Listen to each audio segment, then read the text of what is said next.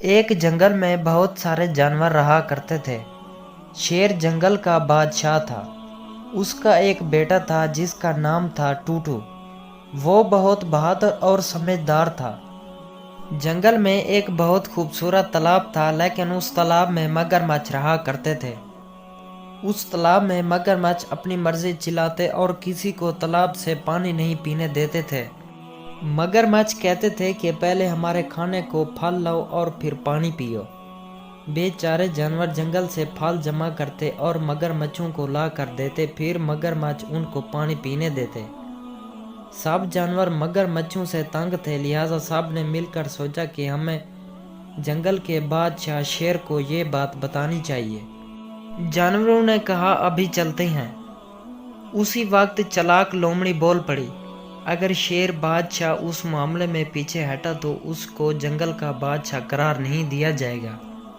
لومڑی نے سارے جانوروں کو شیر کے خلاف بھڑکا دیا۔ سب جانور مل کر جنگل کے بادشاہ کے پاس گئے اور سارا معاملہ بتایا اور یہ بھی کہا، آپ ہم کو ان مگرمچھوں سے نجات دلائیں، ورنہ آپ یہ جنگل چھوڑ کر جا سکتے ہیں۔ یہ کہہ کر سب جانور وہاں سے چلے گئے۔ یہ سارا ماجرا شیر کا بیٹا ٹوٹو سن رہا تھا۔ جنگل کا بادشاہ شیر ساری رات شیر پریشان رہا۔ ٹوٹو یہ سب دیکھ رہا تھا۔ اس نے جنگل کے سارے جانوروں کو بلوایا اور ان سے کہا، اس جنگل کے بادشاہ شیر تو بہت اچھے ہیں، آپ لوگوں کا اتنا خیال رکھتے ہیں اور آپ ہیں کہ مشکل وقت میں ان کا ساتھ چھوڑ رہے ہیں۔ چالاک لومڑی نے کہا، اس چھوٹے سے بچے کو کیا پتہ ان باتوں کے بارے میں، لیکن ٹوٹو کی یہ بات جانوروں کے دلوں میں جڑ پک گئی اور ان سب جانوروں نے بادشاہ شیر کے پاس جا کر اپنے رویے کی معافی مانگی اور کہا کہ ہم سب مل کر مگرمچھوں کا مقابلہ کریں گے۔ سب سوچ رہے تھے کہ مگرمچھوں کا مقابلہ کس طرح کیا جائے۔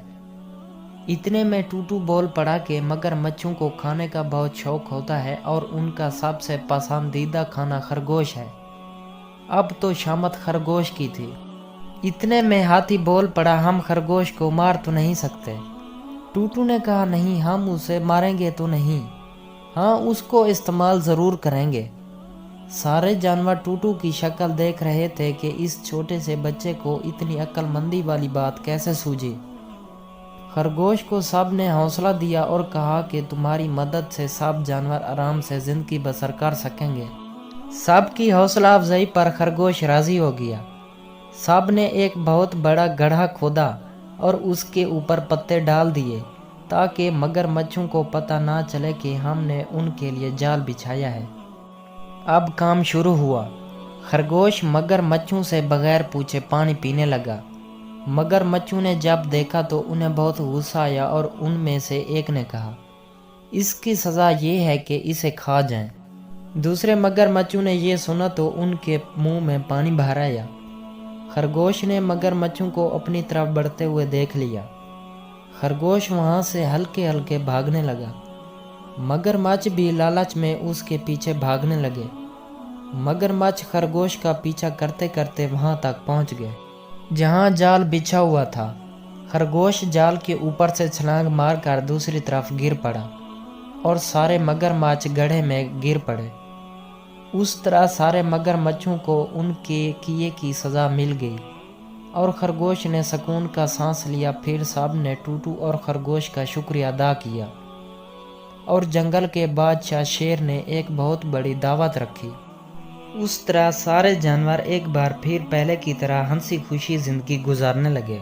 دوستو، اگر آج کی کہانی ہماری آپ کو بہت پسند آئی اور اچھی لگی ہے تو ہمارے یوٹیوب چینل کو سبسکرائب ضرور کر دیں اور ویڈیو کو لائک کر دیں۔